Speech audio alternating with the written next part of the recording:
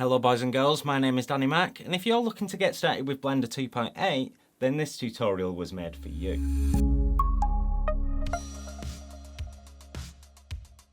Recently I made a video called Blender 2.8 for Maya users, and I asked you if you wanted me to ditch the series or carry on with it. Now, an overwhelming majority voted carry on with it, but since I've also had several requests from people coming from apps other than Maya, I've designed this tutorial in a way that's hopefully useful to anybody wanting to jump into Blender 2.8.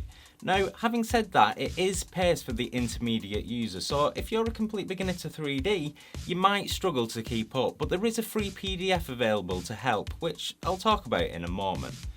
So that the tutorial has some sort of direction, I thought we would use Blender to create an eye. And if you followed my channel for a while, you may realise that this tutorial is actually a remake of an older one that needed updated to work with this version of Blender anyway. I also wanted to remake the tutorial without stopping every 5 minutes to promote my eye designer, a versatile Blender add-on for easy creation of... Nah, I'm just kidding. You may have noticed that this video is a little longer than my usual tutorial, and as such I've done my best to make it as easy as possible to navigate. Perhaps you've noticed the bar above me moving across the screen and wondering what's going to happen when it reaches the end. At the top of the screen you'll notice a navigation bar indicating how long each chapter lasts. Later you'll also notice this bar is split into different sections which correspond to subchapters presented in the tutorial. This makes it easier to scrub through the chapters when in full screen mode, but you can also find the start of each chapter timestamped in the description below. Now, as mentioned, I've created a PDF to accompany this tutorial which shows where each subchapter begins on the navigation bar. It also shows every hotkey used in the tutorial and the corresponding time at which I use it. You may download this PDF from my Gumroad store linked in the description below, and this is absolutely free of course, but since people sometimes ask if there's a way to donate, you might consider paying a couple of dollars for it. Alternatively, you might prefer to buy one of several tutorial packages also available in my Gumroad store. If you can't afford to do that, or you simply don't want to, no problem. I've been a student before and I know what it's like. Just remember me when you're rich and famous. Before we start modelling, let's first break down what we need. The eye consists of 4 primary elements: the iris, pupil, cornea and sclera, also known as the white of the eye. The way we're going to approach this is to describe these 4 elements with 2 meshes, a mesh for the sclera and cornea and a mesh for the iris and pupil. We'll use some clever texturing to separate these out into 4 elements.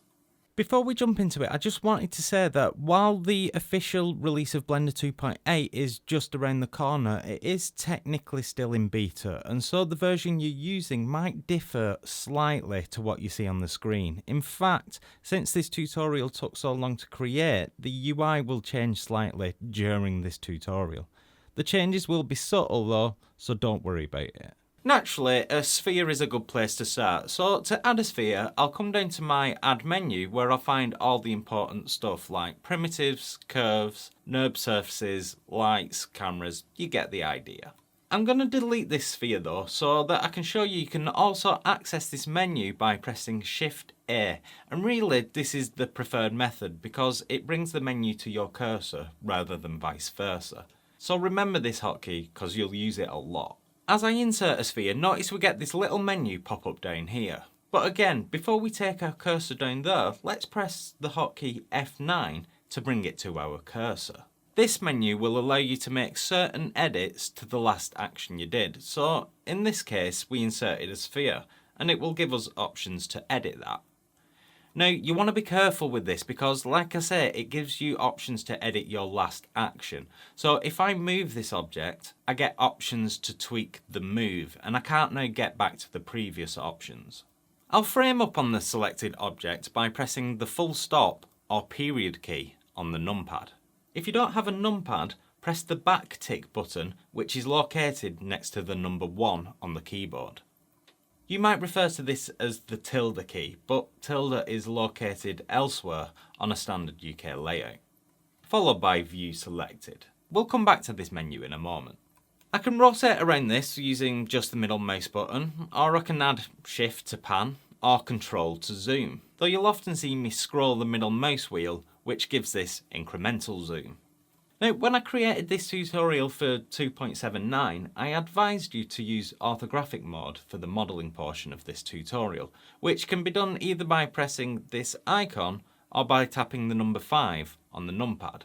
However, Blender 2.8 conveniently jumps between perspective and orthographic cameras depending on how you choose to navigate the viewport, which I'll demonstrate now. Let's open back up the view menu using the backtick key and notice we have a bunch of different orthographic views to choose from. When you first start using this, you'll find yourself doing what I'm doing now, which is pressing the button, finding the view you want, and then clicking into it. Once you learn where everything is, you can skip the clicking part and gesture straight into the view, similar to what you find with Maya. Notice when I jump into an orthographic view, the camera adjusts accordingly, and then as soon as I rotate the camera, it pops right back into a perspective view. Very cool. The traditional way to jump to different views in Blender is to use the numpad. 1 for front, 3 for right, 7 for top. Holding Control does the opposite, so Control 1 for back, Control 3 for left, and Control 7 for bottom. Another alternative is to use the Alt key while rotating the viewport. If you hold Alt then rotate, it will snap to orthographic views. If you start rotating then hold Alt, it will snap to perspective views. This menu off to the left has got the tools I want for manipulating this object, but what I'm going to do is maximise my screen space by hiding this menu using the hotkey T, because again this menu can be accessed at the cursor using the hotkey Shift plus the spacebar. I want to rotate this sphere, but before I select the rotate gizmo, there's actually a gizmo menu down here that will allow me to turn on any or all of the manipulators so that they're always at hand. But for me this is a bit cluttered, so I'll turn these off and select just my rotate tool. I want to rotate the sphere 90 degrees on the x-axis, so I'll select the red handle and start rotating. A couple of things you should know when using Blender manipulators is that Shift is precision mode, so it will slow down the transformation.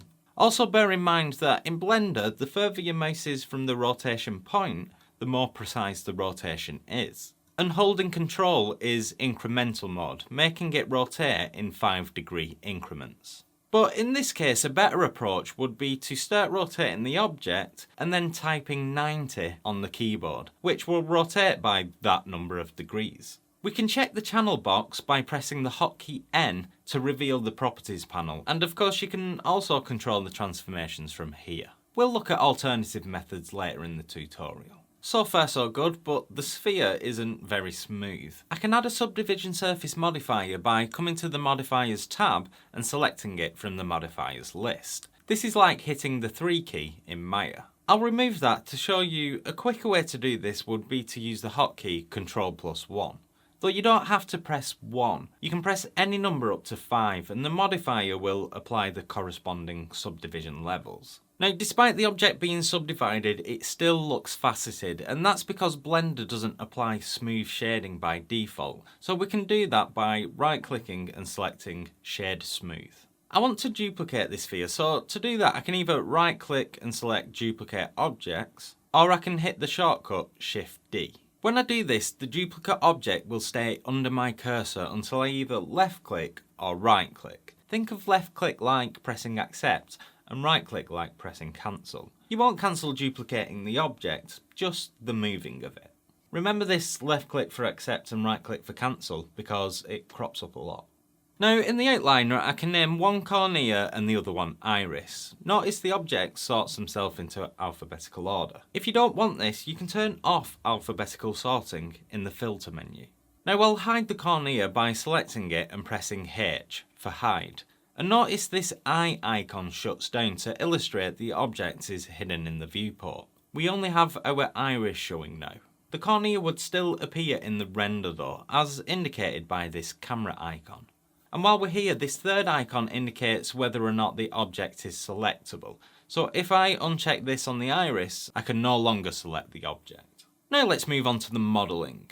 I'll select what will be the iris and pupil, and in order to start editing this we need to come out of object mode, which we use for arranging our objects, and into edit mode, which we use for editing our objects. The hotkey for this is Tab, and notice when I do that the UI changes slightly. This is something to take note of about Blender because it's a very context dependent software, meaning the UI will adapt to whatever you're doing at the time. You can see what I mean if I press T to bring this menu back, and you'll notice we now have a bunch of modelling tools available which weren't there in object mode. Now at the moment everything is highlighted. To deselect all, you can either double tap A or press Alt A. If you wanted to reselect all, just tap A once. I just want to select the faces for the iris, but at the moment we're in vertex mode, as indicated down here. I can change it to edge mode or face mode just by clicking the icon. Alternatively, I can press hotkeys 1, 2 or 3. And if I hold shift, I can select multiple modes at the same time, which is pretty cool. But I just want face mode for now. If I hold Alt and left click, I'll select a poly loop. Now I can grow the selection using Ctrl+. Naturally, I can shrink it using Ctrl-. By the way, I'm pressing plus and minus on the numpad. If you press it on the keyboard, you'll discover an alternative way to zoom in and out. To invert this selection, I'll press Ctrl-I. And to delete these faces, I can either press X or the delete button and then select delete faces, and we're left with what will become the iris. Currently the iris is bending in the wrong direction, so I want to scale it on the Y-axis to have it bend the other way, but rather than using the manipulator, let's introduce some really useful hotkeys. If I open up the Shift Space menu, you'll see that next to each manipulator there's a hotkey.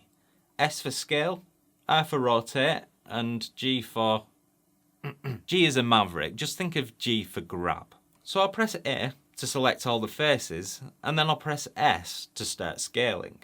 Now by default it scales on every axis, but if I hold the middle mouse button, I can choose a specific axis to scale on. This white line will help you. Now I'll right click to cancel out of that so that I can show you I can also just tap the letter of the axis that I want to scale on the keyboard, which in this case is Y. And just while we're here, if I was to press Shift Y, it would scale on every axis other than Y. In other words, on X and Z. Now we're getting some strange shading here, and that's to do with the Subsurf modifier. At the moment, the modifier is being applied in edit mode, but the wireframe is not. So you can either turn on the wireframe in edit mode, or turn off the modifier in edit mode. I'll turn it off because a true representation of the geometry is desirable while modelling. I can always tab into object mode to see how it looks smoothed. The next thing I'm going to do is delete this edge and put 4 evenly spaced edges in its place. So I'll press 2 to turn on edge select, and again Alt to select the loop. Now if I were to just delete the edge, it's going to take the faces along with it. Instead I'll choose dissolve edge for the desired result. Now I'll use the loop cut hotkey, which is Ctrl-R. In the first stage of this function, I can choose how many loops I want by scrolling the middle mouse button. After left clicking, I enter the second stage, which allows me to determine where the cuts should occur. Since I want them to be evenly placed, again I'll use the right mouse button to cancel the movement. But, look at that, I've only made 3 cuts. It's almost like this was scripted. Just a little reminder, you can press F9 to edit your last action. I can even make this a little more iris shaped just by adjusting this smoothness slider. The next thing I want to do is select an area for the pupil, so I'll jump back into face select using hotkey 3. And notice I can't select the middle faces holding Alt because it isn't a loop. There's a couple of other selection methods I can use to get around this. If I hit the hotkey B, I'll get this marquee select, which is always good to know. And if I hit hotkey C, I get this circle select, which is really nice. You press the left mouse button to select, middle mouse button to deselect, and then the right mouse button to confirm the selection. I want this section of the eye to be flat, so the way to do that is to press S, the hotkey for scale, then I'll press Y to restrain it to the Y axis, and then I'll press 0, which effectively scales the faces on a flat line. Next I'll select the edge outside the iris, and I want to slide this closer to the centre so that I can create a lip. If I press G for grab, this is the hotkey for move. However, if I press G again, we can now slide the edges along the geometry. Then I'll scale it in slightly to create a lip. This will get smoothed out a little when the subdivision is applied, but this is the effect I'm going for. Looks like I can do with another edge loop in there, so again I'll just Ctrl-R and I'll just make sure we have a nice smooth shape and we have our iris and pupil done. In object mode, if I press Alt H, it will unhide anything that is hidden, and I can position the iris snug inside the cornea. Using G for grab, middle mouse button to restrain it to Y, then I'll just move it in. Make sure the Subsurf modifiers are switched on, otherwise you might get clipping later. We might have a better view of where the iris is positioned in wireframe mode, which can be accessed with either this button down here, or at the cursor by pressing Z on the keyboard. This looks a bit strange though, as some of the edges aren't displaying. This is just something Blender does to improve system performance. If you want to bring it back, just come to Object Properties, Viewport Display, and check All Edges.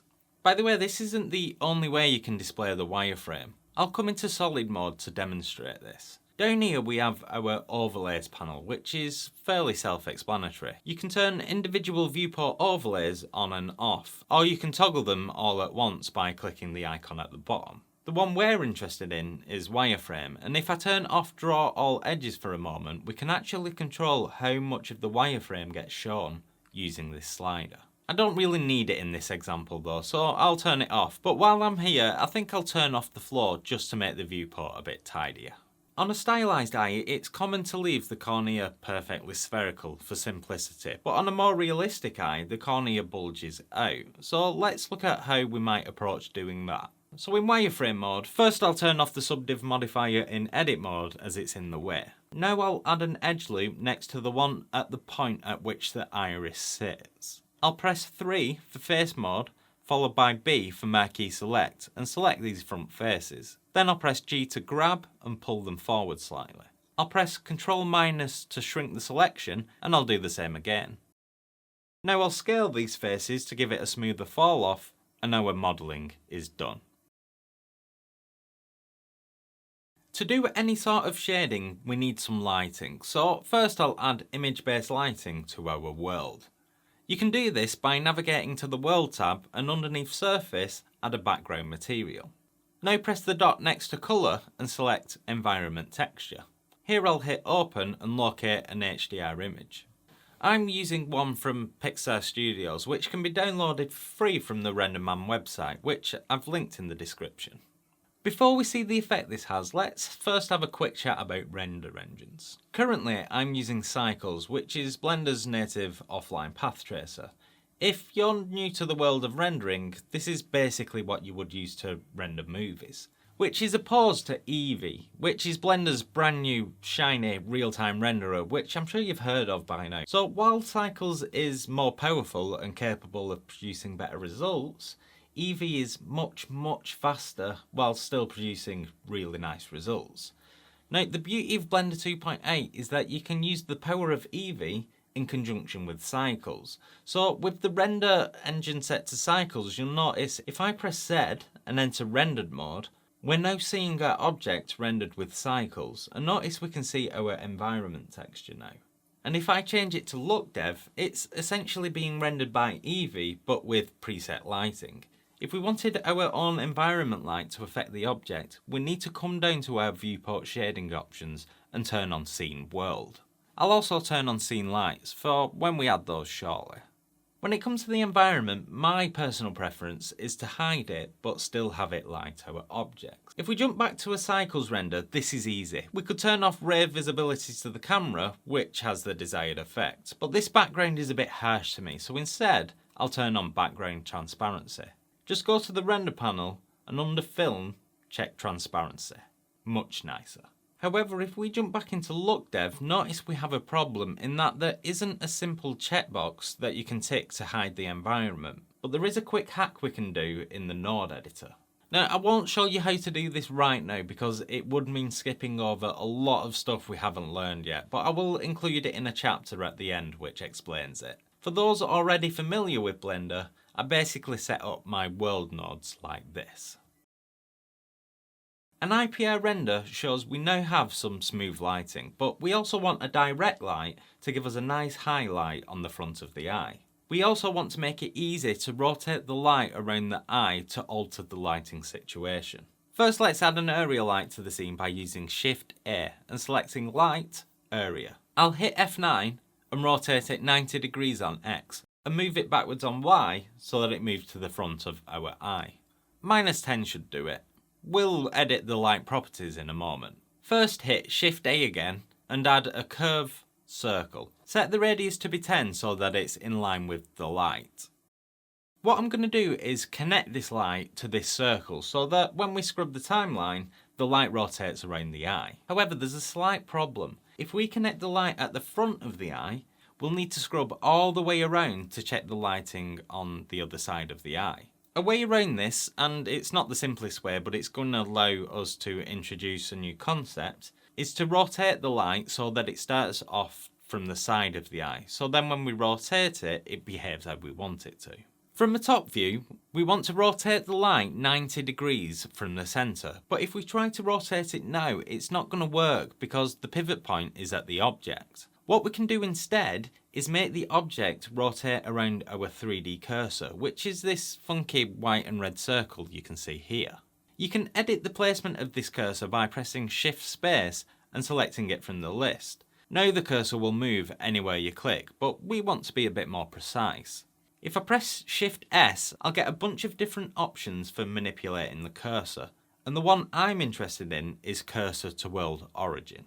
Now to change the pivot point, I'll come up to the pivot point menu, which is this icon right here, and select 3D cursor. And make sure you come out of 3D cursor mode before you do anything, otherwise you'll end up moving the 3D cursor like I did when preparing this tutorial. Finally, I'll hit R for rotate, followed by 90, which remember is a quick way to rotate it exactly 90 degrees, but unfortunately it's gone the wrong way. However, all I need to do is hit the minus sign and Blender will switch to -90 instead. Thank you, Blender. Now select the light, shift select the circle and press Ctrl P. This is the hotkey for parenting. In this case, we just want to select follow path. And look at that, we can rotate the light around our object just by scrubbing the timeline. I'll set it so that it's slightly off center.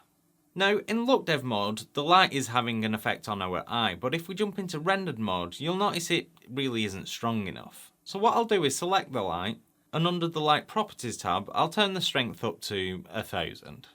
I'll also change the shape of the light to be disc, and the size about 3. We might change some more settings here later, but this should be fine for now. Next I'll set up a camera at the front of the eye. First I'll press N to open up the properties panel, then I'll use the 3D cursor's channel box to position the 3D cursor directly in front of the eye. Now if I press Shift A to insert a camera, it will be inserted at this point.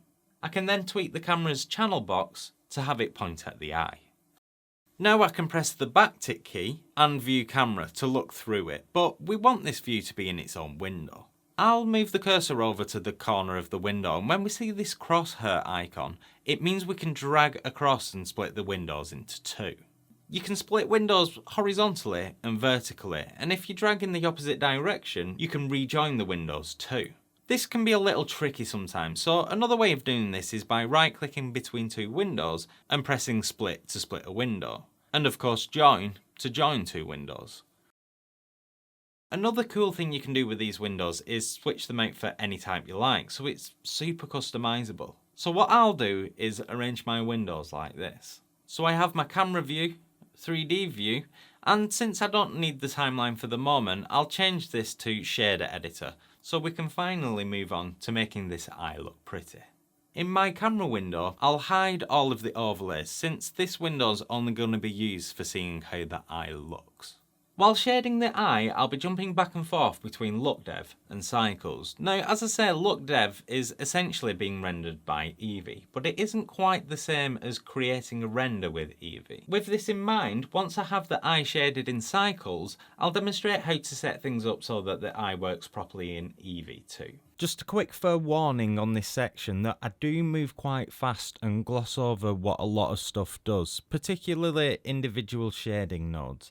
This is partly because the tutorial started getting really long, but also because the tutorial is supposed to be about learning how to use Blender rather than how shaders work.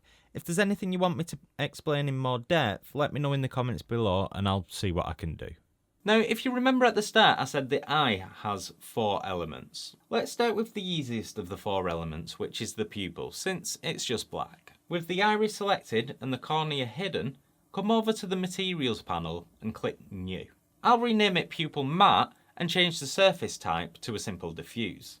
I'll change the colour to black, and that's basically the pupil taken care of. Obviously we don't want the iris to be black, so let's address that now. Add another material and name it Iris Matte. Okay, that was a bit fast. What I did to add another material though was first press the plus button to add a material slot, and then I pressed the new button to add a new material to that slot. Let's jump back in. I'll leave it as a Principled BSDF. For now we're going to keep it very simple, and I'll just change the base colour to blue. To assign the iris material, just hop into edit mode and select the appropriate faces and then click assign. Obviously we're going to come back and improve on this later, but for the time being let's switch our focus to the sclera and cornea. Unhide the cornea geometry and add a new material. I'll rename it Cornea Matte. Another thing I forgot to mention was that unlike some other 3D apps, the shader editor displays nodes for the selected object only. This might seem a bit quirky at first, but it's actually really useful for keeping things tidy. This time we're going to approach the two elements using just one material. And the way we do this is to create a material that describes the sclera, or white of the eye. Then we create a material that describes the cornea, or transparent portion of the eye. Then we find a way of creating a gradient between the two to create a nice transition, such as found in a realistic eye. So first let's get the transparency of the cornea by changing the surface type to be a transparent BSDF. Now when we do this, it's going to appear black in Look Dev mode. This is to do with how Eevee deals with transparency. So for the time being, I'll develop the cornea shader using the Cycles renderer. But as I say, later we'll fix this to work with Eevee too. So in Cycles, you can see it looks as though our cornea has disappeared, because our shader is completely transparent and doesn't reflect any light. We could switch the transparent shader for a glass shader, and this will give us a nice result, but the problem with the glass shader is that it can be quite expensive on render times. So instead we'll use another method. I'll press Shift A to add a glossy shader, and I'll make sure it's set to white and the roughness down to 0. One thing that I'd forgot to mention which should help is that any node that I use can be easily found by pressing Shift A in the shader editor and then clicking search. Then you can just type in whichever node you want and it'll be filtered in the list. Before we move on, I just want to quickly mention that I'm using the Node Wrangler add-on, which comes shipped with Blender and can be activated by going to Edit, Preferences, Add-ons tab, and then just start by typing Node and it will show up. I would highly recommend using this because it makes working with nodes much easier, and I've done a review on this add-on already, which I'll drop a link to now. The feature I like the most though is that if I hold Ctrl Shift and then click on a node, it's going to show me exactly what effect that node is having. So getting back to the shading, we want to mix this transparency node with this glossy node using a mix shader. Now I could press Shift A, find it, and plug all the nodes in accordingly, but with Node Wrangler, it's as simple as alt-right clicking between the two. And we now have transparency and light reflection that can be adjusted by tweaking the factor and is much more economical than the glass shader. If we want to be clever, we could add in a Fresnel node and change the index of refraction to 1.38, which is akin to a real cornea, and plug this into the factor. And that's our cornea portion done now, but we need to sort out the sclera because it's looking a little bit crazy. All I'm going to do for this is add a Principled BSDF, and it's pretty much good to go as it is. Now you could play around with the subsurface settings to get the fleshy feel that a real eye has, but again this bumps up the render time, so I'm just going to leave it as it is for this tutorial. I might tweak the specular and roughness later though. So now we have a node set up for the cornea, and a node set up for the sclera, and it's a good idea to use frames to organise them. If you're not sure what I mean, it'll make more sense in a moment. What I'll do is marquee select all of the nodes that contribute to the transparency of the eye, and press Ctrl J, and we get this frame around the nodes. If we move the frame, all of the nodes will come with it, and if we press N to bring up our properties panel, we can change the label. If you ever want to add a node to a frame, just drop it in. And if you ever want to remove a node, press Alt-P. Since we only have a single node representing the sclera, I'll just relabel the node. It's probably a good idea to get into labeling all of your nodes, but if I'm being honest, this is something I seldom do. So back to the shading, we've got our two setups, and to mix them is simple. We just use a mix shader node like we did before. So with Node Wrangler, it's just Alt right mouse button. The problem now is that this just blends the nodes about the whole object, whereas we want to define transparency at the front, white at the back, and with a smooth fall off between. This can be achieved using the factor input. Notice that when it's at 0, it's 100% transparent, and when it's at 1, it's 100% diffuse. Well, in computing you'll find that the colour black has a mathematical value of 0, and the colour white has a value of 1. Meaning if we can create a texture that is white at the back, and so gives us a factor of 1, and black at the front, giving us a factor of 0, our shader will behave the way we want it to. This is where the colour ramp node comes in, and I'll Control-Shift-Click on it so we can see what we're doing. Now at the moment it isn't doing very much, even if we move these sliders around. What we need are 3 more nodes. Gradient, which is going to gradate the colours of the ramp node. Mapping, which will allow us to dictate the direction the gradient happens. And texture coordinates, which will determine the manner in which the texture is applied. Don't worry about all of these different outputs for now. Just go with me and plug object into mapping, mapping into gradient, and gradient into colour ramp. Well, this looks promising. We can now control different areas of black and white on our object using our ramp node. One thing I forgot to mention here is that if you're following along, make sure you flip the black and white points like I just did, otherwise it's not going to work properly.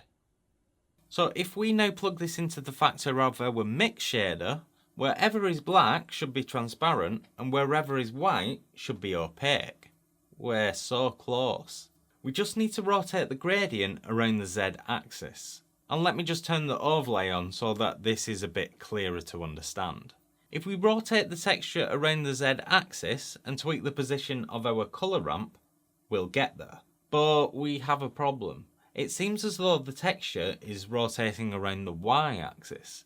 The reason for this is that we're rotating about the Z axis from object defined texture coordinates, but the object is already rotated 90 degrees on the X axis. So the texture is rotating around the Z axis, but around the object's Z axis rather than the world's Z axis. What we want to do is apply the rotation, which is like freezing transforms in Maya.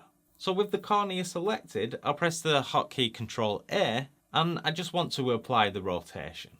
The object stays the same, but now the rotation is zeroed out, allowing us to rotate it as expected. I'll rotate it 90 on Z and tweak the ramp node, and with the little TLC, we start to have something that resembles an eye. Now let's return to our iris. When shading procedurally, the iris can get very complicated, and covering everything would make this tutorial unbearably long, if it isn't already. So instead, we'll create a relatively simple iris, which should be enough for you to go off and create your own. The first thing we want to do is add some basic UVs to the iris. So I'll create a new window and open up the UV image editor. I'll tab into edit mode and press A to highlight all the faces. Now I'll press U followed by unwrap and you should see our new UVs. This will work perfectly for this tutorial, so let's have some fun with shading. In the node editor, add a colour ramp, and again we want our mapping nodes, but instead of adding them manually, if you have Node Wrangler enabled, just press Ctrl T. This will add an image texture with corresponding mapping and coordinate nodes. Since we don't need the image texture, we can change it again with Node Wrangler using Shift S. I'll switch it for a noise texture. Let's see what this is doing by Control-Shift-clicking on the colour ramp. The noise is creating this cloud effect, which we can adjust by editing the texture settings. We can also adjust it by editing our mapping properties. The colour ramp will behave like a levels adjustment and allow us to increase the contrast of our noise. Next, add a gradient node and slide it between our mapping and noise texture nodes and set it to radial. Then set the location of the mapping node to 0.5 and make sure it's set to texture. If we now ramp up the scale on our noise texture, we should get this effect. Next, add a mix RGB node, not a mix shader, and plug the ramp into it. I'll plug it into slot 2 and Ctrl-Shift-click to see the effect. We can change colour 1 to tweak the colour of our iris, which looks quite cool, but we can get an even better effect if we play around with the blending mode. Multiply works quite well. If we bring the cornea back, we can see this is starting to look quite nice, but we can make it nicer. Highlight all the nodes before the mix RGB and press Shift D to duplicate them and move them up. This time, delete the noise texture and plug the gradient directly into the colour ramp. Now change it to spherical and set the location values to -0.5. Actually, you don't need to do this. You'll see me change this back to 0.5 in a moment. Don't forget to Ctrl-Shift-click the colour ramp so we can see what we're doing.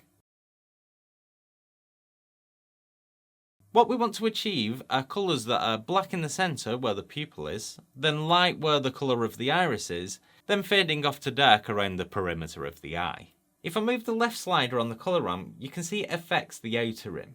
The right slider will control the lighter part of the eye. I'll add a new slider to this ramp by pressing the plus button and move it all the way to the right. This will control the inner rim and allow us to give this pupil a nice fall off, so I'll change it to black. Now I'll play with the colours and positions of the slider until I achieve something like this. By the way, we can get a smoother gradient if we set this to ease. I won't spend too long here because the colours will change a little when we plug it into the principal shader in a moment. When you're finished, replace the flat colour in the Mix RGB node with your new colour ramp, making sure it feeds into the top input. Then feed this into the base colour of our principal shader and dial down the specular. As I said, this will probably affect the colours, so be sure to go back and tweak them if you need to.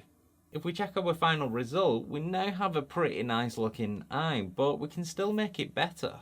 Add a new ramp node and press Ctrl T. Use Shift D to duplicate the mapping nodes twice like so. Then switch the image for a Voronoi texture using Shift S.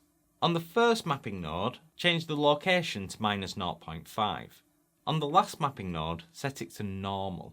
If we now ramp up our Z scale, we get an interesting effect and we can refine it further using our Voronoi scale. Now alt-right mouse drag between our colour ramp and our mix node and make sure the colour is feeding into the top slot. I like to use the dodge blending mode, but feel free to experiment. And we now have a rather nice looking eye.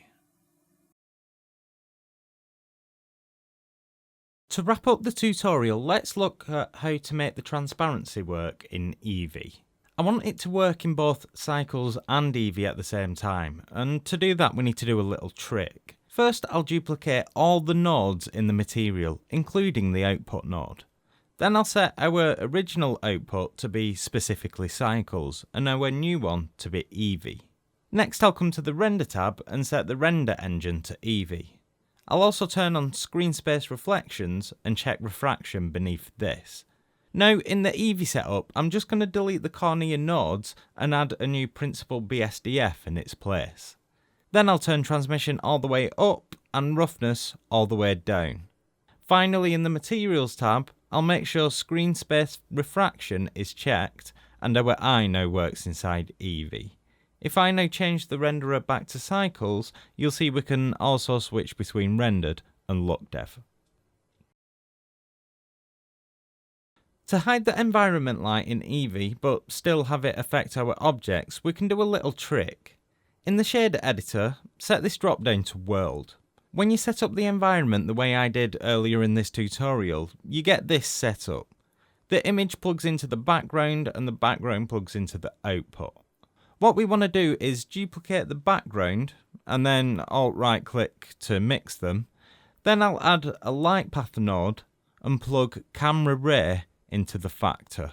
We can now control the colour of our background here without affecting the lighting on our object. And that's it for this tutorial. I hope you found it useful as a quick start guide, and I realise there's still a lot of ground to cover with stuff like sculpting and texture painting, but I think we'll save that for another video since this has already took so long to make. So long, in fact, that I actually had my haircut this morning to record this outro for continuity. Actually, it's because I'm going away next week, but had I not had my haircut, you would have noticed a significant difference. Anyway, I digress. Don't forget you can pick up the PDF that illustrates where each subchapter begins, as well as showing you every hotkey used, and if you fancied picking up some of my other Gumroad stuff, I sincerely appreciate it. See you in the next video.